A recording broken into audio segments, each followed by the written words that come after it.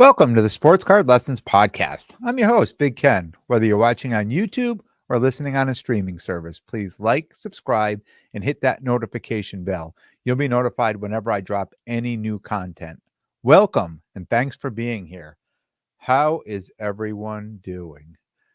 Gearing up for a big hobby weekend.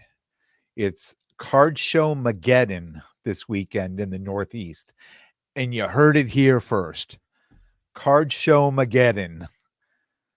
We have the Card Vault show at Gillette Stadium. We have the East Coast Collectibles Convention at Mohegan Sun. We have the Northeast Sports Card Expo in Quincy, Mass. We have the Plainville, Connecticut show, the Babylon Sports Card show in Babylon, New York. And I'm sure I'm even missing a few. I remember seeing a few other smaller shows that were posting up for this weekend. So yeah, it is you know what, if you're not a dealer or setting up and you're in this area, boy, you could just hop in the car, right, and spend 2 days driving from show to show to show, which is probably what I would have been doing if I wasn't going to be set up. I'm setting up Saturday at Gillette Stadium. I'll be there Saturday and then packing up at the end of Saturday, at the end of day. And I'm heading to Mohegan Sun. I'm going to stay overnight there, and I'm going to walk the East Coast Collectibles show on Sunday. So I'm only going to be there Saturday, not Sunday. And if you're looking for some table space at Gillette, definitely DM me. I have my Sunday table available. I know I've talked to a number of people who are interested in it, but nobody's committed yet. So at this point today, which is Wednesday evening, that Sunday table is still available. Today's episode, just a little different than what I usually do. Let's jump into it. I'm not even gonna, set it up. We're just gonna jump in. So as I get ready for the weekend, these weekend shows, and I'm getting ready to set up as well, I'm reminded how much inventory I have sitting at PSA that finally all just made it into the grading stage, only after I apologized for an email rant I sent out of frustration. You know that feeling when you know you're right, and you're pretty sure the other person knows you're right too, but they won't admit it, and they dance around to avoid admitting it. That's what happened to me with PSA. Let me set the stage. Last June, here we are in November, a week before Thanksgiving, and I'm talking about last June, even before the National. I sent 2022 Onyx Trinity Rodman Rookie of the Year inscription, and it was numbered 13 of 14. I sent it to PSA. And in 2022, these Rookie of the Year Trinity Rodman cards, the inscriptions were numbered, and they were hand numbered on the back. So after signing the front, she turned it over and hand numbered them on the back. In 2023, they used the same photo, but there were no inscriptions, nothing numbered on the back. Huge difference in price, right? Huge difference in price. 2022 inscriptions were worth a lot more because there were only certain sets. There was a 1-of-1, there was a to 5, to 14, and I think that was it. There may have been to a 25, but that was it on those Rookie of the Year inscriptions. 2023, no numbering on it, and they printed out an enormous amount of those cards. So I sent this 2022 into PSA, and after about a month, they changed it to 2023. They don't notify you. They don't say anything. They finally, put the card up and said, "Oh, here's the card. It's a 2023." I'm like, 2023? How did they come up with that? And, they scanned the picture. So I hit the picture, turn it over the back. It's 2022. Why would they change it to 2023? So immediately I submitted an error report, saying this is a 2022, not a 2023. And after, a decent amount of time, they responded saying no changes were going to be made. They're sticking by their 2023. Like, come on, man. It's labeled 2022 on the back of the card. It's stamped 2022. Who's coming up with 2023 on this card? I'm like, just turn the card over and look at it, right? So now I got, now it's on me. It's on me to start making phone calls and doing things. So I call customer service and, they directed me to, first of all, they said, oh, put an error report in. I said, look, I've already put the error report in. And they responded back to me saying no changes were going to be made. And if I didn't agree, to call customer service. So I'm calling you now. So they get on the phone, they go through the whole thing, they pull the account up, and they're like, oh, yeah, I see it says 2020. They're looking at the scans. It says 2022 on the back. They said, oh, submit a label research request for correction.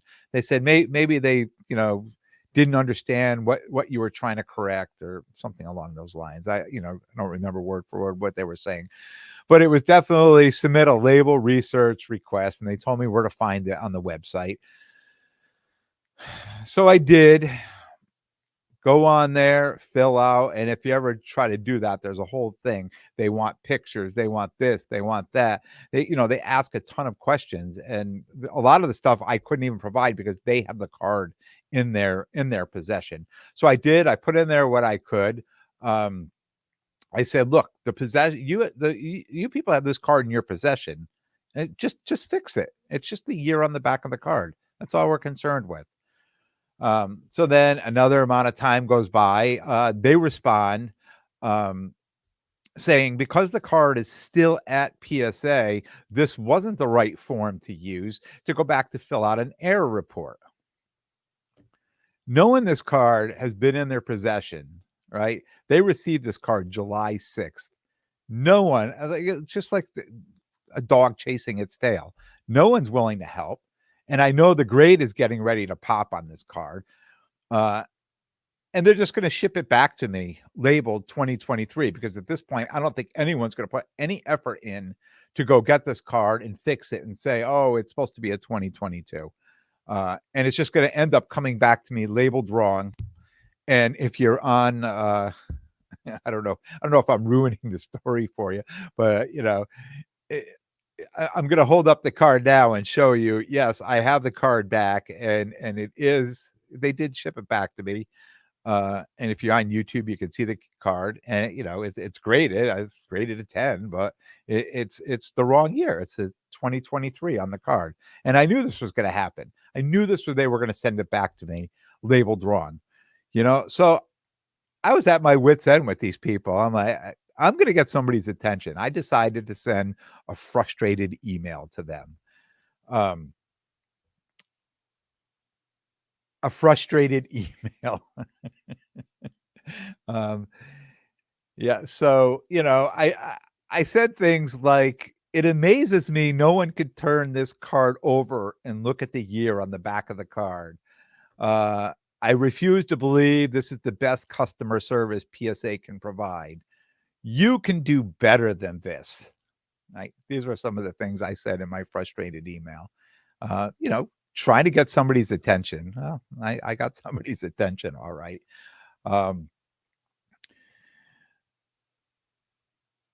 I get an email telling me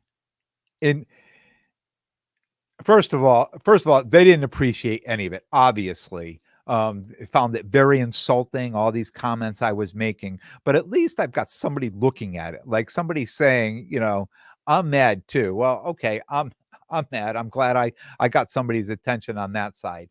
There were a few emails that went back and forth, and the final email that I get back from them, actually, I sent an apology, and I'll go over that in a minute. But the final email I got back from them was telling me that this 2022 product had a delayed, the release was delayed. It was supposed to be released in December 2022, and it didn't get released till February 2023. And the 2023 product was released in May of 2023. So even though the card is labeled on the back 2022, they only go by some sell sheet from the company that has the release date on it. Sounds like someone not wanting to admit they're wrong. I only had to look up one card that I knew offhand that was delayed. Uh, the 2021 Panini National Treasures Football. That was released in April 2022. Do you think those cards are labeled 2021 or 2022? I know for a fact those cards are labeled 2021. So don't tell me that because the release was delayed, that the card now all of a sudden is not a 2022 card. It's a 2023 card, right? So it's really just, and it just got to a point where I just had to accept defeat on it, right? I just had to accept defeat on it. There was no way I was going to win. And I did send, a letter of apology, an email of apology back to say, look, I am so frustrated with this. I've been doing this for months and I just keep getting pushed, go here, do this, do that. And people are just trying to get off the phone with me. And it amazes me that no one wanted to try to help me. And that's when she sent me back this saying, it's not that somebody didn't want to help you. We appreciate your apology, right? I understand your frustration. But they have rules that they have to follow. I don't think this is a rule. And it may be, and somebody out there, and if somebody knows this rule and you want to tell me about it, because I'm tired of contacting PSA at this point, to find out why my card, which is labeled on the back a 2022, has a 2023 on the front, and I'm getting this telling me that the reason it's because it was there was a delay release on it. And we all know that, especially during COVID and after COVID, that a lot of these companies were releasing their cards a lot later than they were supposed to, even into the next year. And that wasn't changing the dates that anyone was putting on these cards. So I don't know how this card ended up being one of those cards that was going to have a whole separate set of rules for it. Maybe it is. I mean, I don't know. Another order that has been sitting there at PSA for an extended amount of time, all of a sudden, right after a letter of apology, has been checked in, and now, as of today, it's in grading. I've been part of this PSA club that I bought into a year ago. In fact, my subscription just expired, I think, in October, 20 something, 18, somewhere around there. Because I saw the email come through that it just expired. And I've been sending cards to PSA this last year almost monthly, or maybe about every 6 weeks. And those orders, chop, just coming back. And then all of a sudden I have this problem, and no cards want to go anywhere. It's sitting on my account. So, I've accepted defeat. I will consider the cost of this card to be graded just a loss, right? I'm going to crack it open and send it to another grading company. And I do have to say that it may be the company, because I had another Onyx card that I had sent in, and they sent it back, and it was an inscription card, and they sent it back, and they never even graded it. They wouldn't even grade the card, and said that it wasn't a card that was in their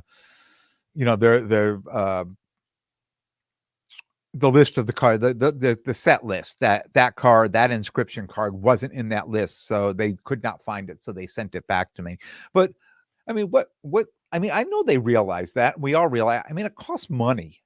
It takes time to fill out the paperwork. It costs money and insurance, and shipping to send this stuff off to them, and for them just to send it back on your dime because you're paying for the return shipping. And then you got a card back in a box that they did nothing with. And you can't do anything about it. You can't fight them. There's nothing you can do.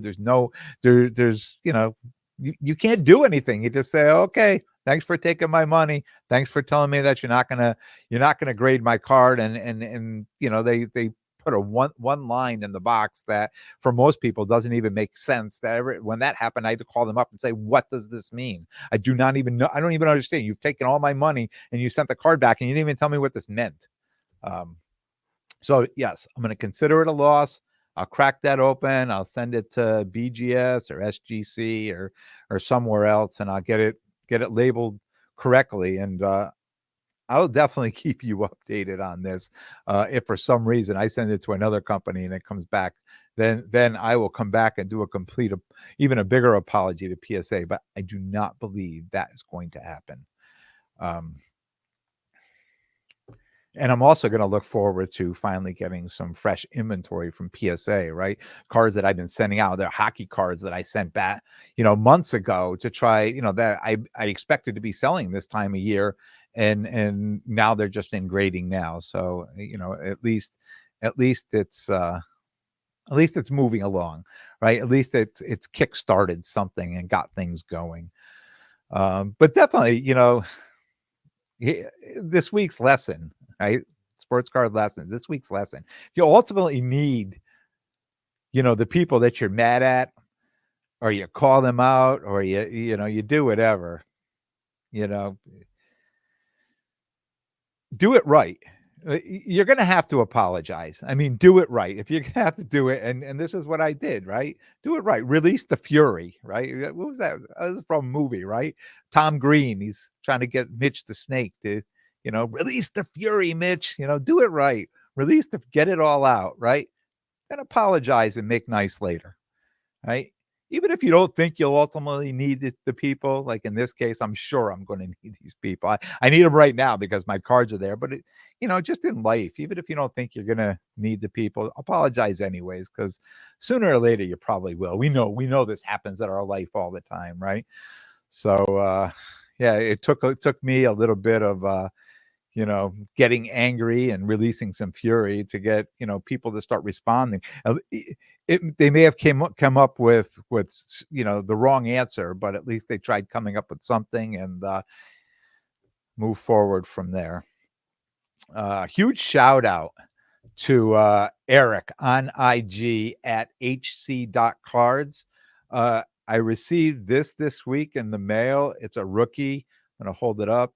Rookie Trinity Rodman. It's a hand-signed card.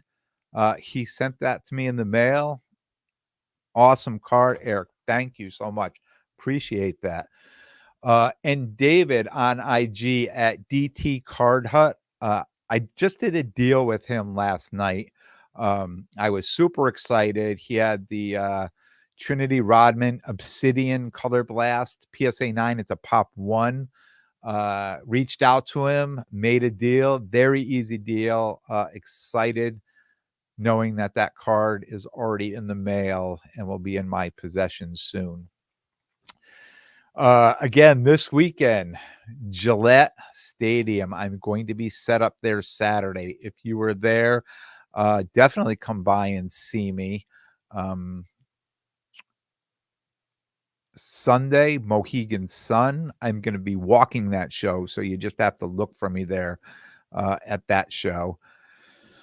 Looking forward to this Card-Mageddon weekend. 2 days of cards.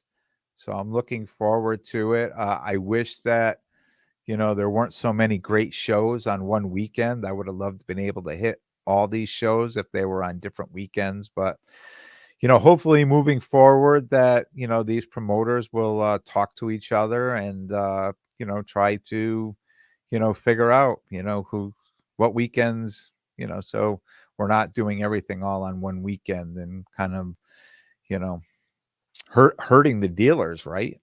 I mean, the people going to show up and walk the shows. I mean, I think they're the only ones that could be the winners because they could just hit all the shows, just go from one show to the next show to the next show, that type of thing. But us dealers, you can already see I'm giving up a Sunday to go walk another show. So that's it. That's all I have for you. I will be back Sunday with a full recap of Gillette and Mohegan Sun. I want to thank everyone for tuning in. And if you like what you hear, please like, definitely subscribe. And most importantly, tell a friend and spread the word. Until next time, take care of yourselves and everyone around you.